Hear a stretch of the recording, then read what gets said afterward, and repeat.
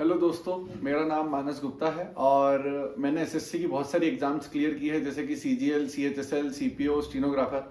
और recently SSC CGL 2020 में मेरी ऑल इंडिया रैंक 41 आई है, आप सभी के आशीर्वाद से। और आज मुझे अंकित भैया ने इनवाइट किया है मोटिवेशन फैक्ट्री पे आप सभी के साथ अपनी स्ट्रैटेजी शेयर करने के लिए, गोल्डन स्ट्रैटेजी जो आप सभी को बहुत हेल्प करेगी। तो मैं सबसे पहले अंकित भैया को थैंक यू बोलना चाहूंगा कि उन्होंने मुझे मोटिवेशन फैक्ट्री पे आप सभी के साथ जर्नी शेयर करने का एक मौका दिया।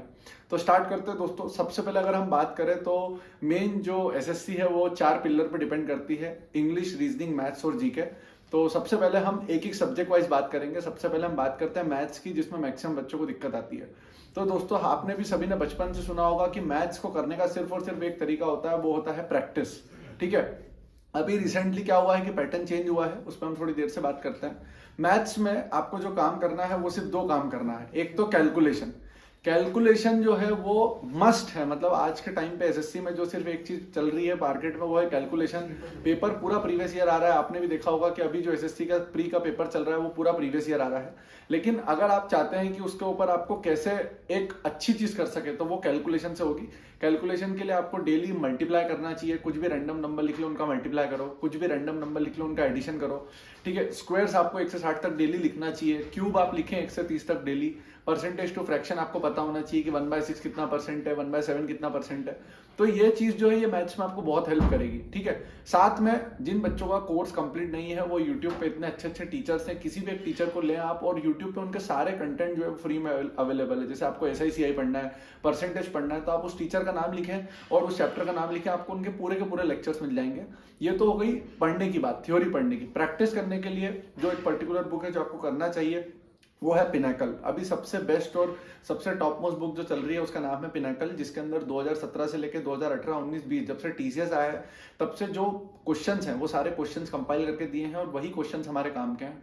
तो आपको वो क्वेश्चंस बहुत अच्छे से करना है। ठीक है, तो ये तो मैथ्स में सिर्फ आपको 2 चीजें करना है, कैलकुलेशन करना है, कंटेंट देखना है और उसके बाद में क्वेश्चंस की प्रैक्टिस सिर्फ और सिर्फ एक किताब से करना है जिसका नाम है पिनाकल। ठीक है, अगर हम नेक्स्ट सब्जेक्ट की बात करें तो वो है हमारा इंग्लिश। दोस्तों, इंग्लिश जो है आपको मैं एक बेसिक एग्जांपल से समझाता हूँ। आपने देखा होगा इंग्लिश मीडियम वाला बच्चा जो होता है, अगर कोई सेंटेंस में एरर ढूंढना है तो वो एरर फटाफट बता देता है। लेकिन अगर आप उससे पूछोगे कि भाई ये कहाँ का एरर है, कौन सा रूल है, तो वो आपको नहीं बता पाएगा कि ये नाउन का रूल है या ये प्रोनाउन का रूल है या ये एडजेक्टिव का रूल है। क्यों? क्योंकि उस बच्चे ने बचपन से इंग्लिश पढ़ी है तो उसके सबकॉन्शियस माइंड में इंग्लिश फिट हो गई है, इसलिए उसको ग्रामर नहीं पता लेकिन उसकी इंग्लिश की अंडरस्टैंडिंग इतनी अच्छी है कि वो बहुत जल्दी बता पाता है। तो मेन चीज हमको क्या डेवलप करना है, हमको अंडरस्टैंडिंग डेवलप करना है। ठीक है, तो इंग्लिश की बात करें तो अंडरस्टैंडिंग डेवलप करने के लिए जो चीज आप करेंगे उसका नाम होता है रीडिंग। अब लोग बोलते हैं न्यूज़पेपर पढ़ो, मैंने कभी न्यूज़पेपर नहीं पढ़े हैं और मैं आपको भी सजेस्ट करूंगा कि अगर आपको आदत नहीं है तो ना पढ़ें मजबूरी में न्यूज़पेपर।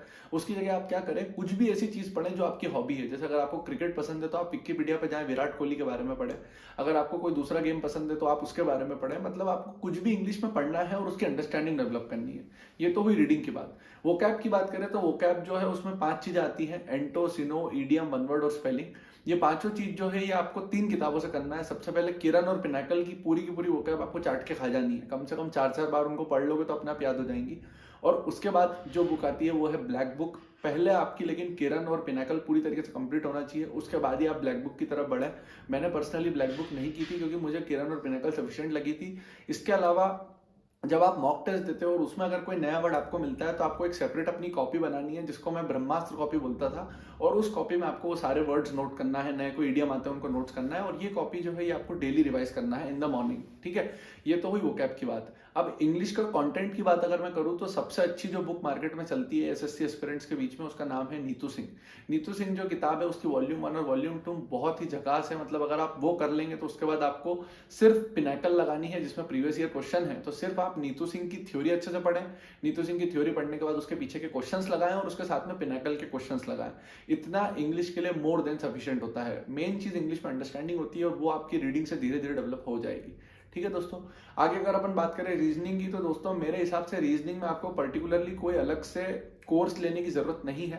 हालांकि कोर्स तो किसी भी चीज में लेने की जरूरत नहीं है, सब कुछ कंटेंट फ्री में अवेलेबल है। रीजनिंग में आप अगर देखें तो कुछ चैप्टर होते हैं जो आपको बार बार दिक्कत करते हैं, जैसे series, coding, decoding, number series, missing numbers, ठीक है, काउंटिंग ऑफ फिगर्स। ये कुछ चैप्टर हैं जिनका आपको ज्यादा प्रैक्टिस करना है क्योंकि ये जो चैप्टर्स हैं ये आपको परेशान करते हैं एग्जाम में।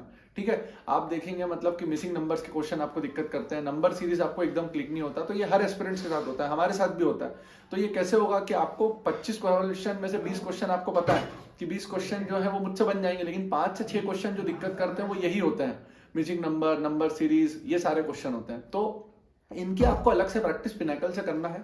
मैंने पिनाकल से प्रैक्टिस करी थी, आप पिनाकल से प्रैक्टिस कर सकते हो, उसमें प्रीवियस ईयर क्वेश्चन है और एसएससी के कुछ लॉजिक्स जो एसएससी बार बार पूछता है वो सारे लॉजिक्स है। तो रीजनिंग में सिर्फ इतना करें, और अगर कोई इररिलेवेंट लॉजिक आपको लगता है तो आप चाहें तो उसको छोड़ सकते हैं, क्योंकि एसएससी इररिलेवेंट लॉजिक्स इतने नहीं पूछता है। तो ये तो हुई रीजनिंग की बात। अब last and most important thing दोस्तों आता है जीके। दोस्तों जीके में 3 पिलर होते हैं। सबसे पहला पिलर होता है दोस्तों सब्जेक्ट वाइज, दूसरा पिलर होता है स्टैटिक का, और तीसरा पिलर होता है करंट का। ठीक है, अभी नए पैटर्न के हिसाब से आपने देखा है कि जीके का वेटेज जो है वो मेंस में कितना ज्यादा बढ़ गया है। पहले के एस्पिरेंट जो है वो जीके पे इतना फोकस नहीं करते थे, क्योंकि पहले मेंस में सिर्फ मैथ्स और इंग्लिश आता था, लेकिन नए पैटर्न के हिसाब से जीके जो है उसका वेटेज बहुत बड़ा है। तो आपको क्या करना है, इन तीनों पिलर्स पे बराबरी से काम करना पड़ेगा। सब्जेक्ट वाइज की बात करूं तो हिस्ट्री, पॉलिटी, इकोनॉमिक्स, उसके बाद में ज्योग्राफी, फिर फिजिक्स, केमिस्ट्री, बायो, ये सारे के सारे सब्जेक्ट जो इनके वीडियोस आपको यूट्यूब पे मिल जाएंगे। जो भी टीचर से आप अच्छे से कनेक्ट कर पा रहे हैं उन सारे टीचर्स के वीडियो आप देखें, और वीडियो देखने के बाद सिर्फ और सिर्फ पिनाकल की जो किताब है उसके क्वेश्चन आप लगा लें, सिर्फ इतना करना है। फिर उसके बाद अगर स्टैटिक जीके की बात करें तो दोस्तों स्टैटिक में बहुत सारे टॉपिक आते हैं, जैसे जो चेंज नहीं होते, जैसे डैम्स, एयरपोर्ट्स, डांसेस, ये क्वेश्चन एसएससी में भर भर के आते हैं। इनके लिए सिर्फ आप एक किताब करें जिसका नाम है ब्रह्मास्त्र, सबसे तगड़ी किताब है, वो आपको मिल जाएगी इजीली। ब्रह्मास्त्र नामक जो किताब है उसमें स्टैटिक के नियरली 30 to 35 टॉपिक्स है, आप वो कर लें और आपको मतलब आपका स्टैटिक जीके बहुत अच्छा हो जाएगा।